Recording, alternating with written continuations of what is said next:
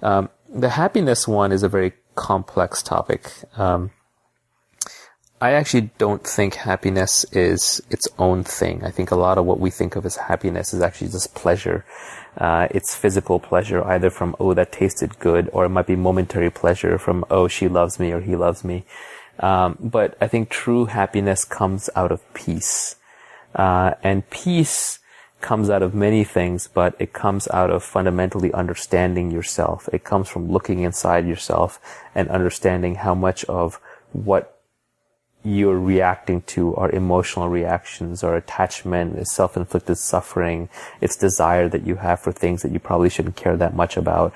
There's a great line that my brother Kamal quoted in his book. He has a great book called Love Yourself Like Your Life Depends on It, and another one called Live Your Truth. He's actually the philosopher in the family. I'm just the amateur. But he had a great line in there where he said, I once asked a monk, what is your secret to peace and happiness? And the monk said, I say yes. To everything that happens, I say yes. And that's very hard for us to imagine, because in life we're used to fighting for everything. We're used to getting whatever we want. We're used to reacting. We're used to immediately saying that stinks, that's good, that's bad.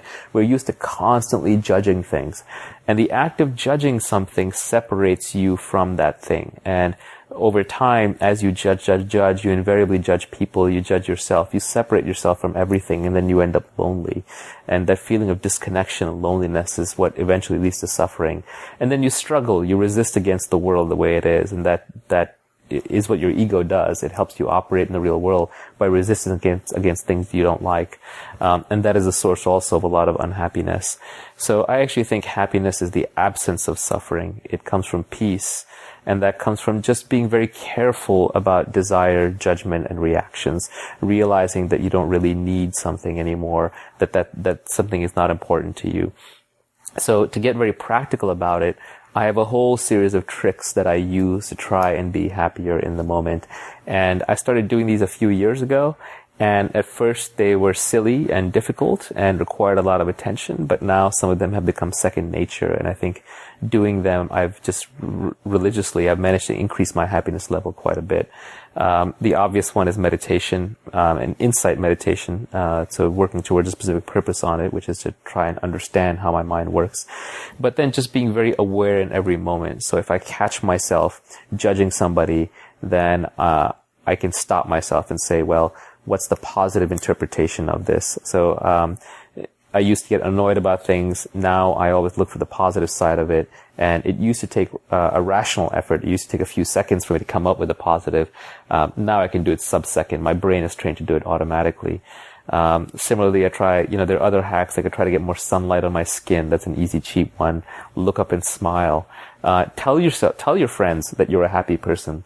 Then you'll be forced to conform to it. You'll have, the consistency bias. You'll have to live up to it. Your friends will expect you to be a happy person. These are little hacks. I mean, they add up over time. They're not going to pull you out of a severe depression. That's a much deeper, more difficult thing. But if you're just trying to upgrade your happiness ever so slightly, you can do it. Another hack would be, just anytime you catch yourself desiring something, say, is it really that important to me that I'd be unhappy unless this goes my way? And you're going to find that the vast majority of things, it's just not true. I think dropping caffeine made me happier. It made me more of a stable person. Working out every day makes me happier. If you have peace of body, it's much easier to have peace of mind.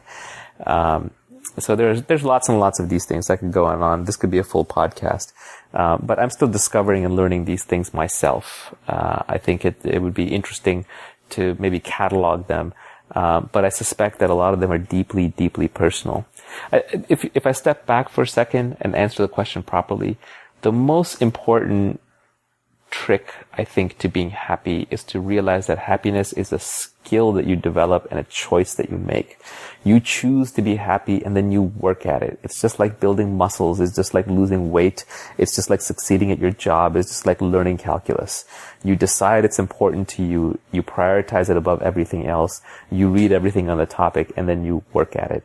And again, I think the Buddhists have done a lot of good work on this. I don't think modern science has good answers here.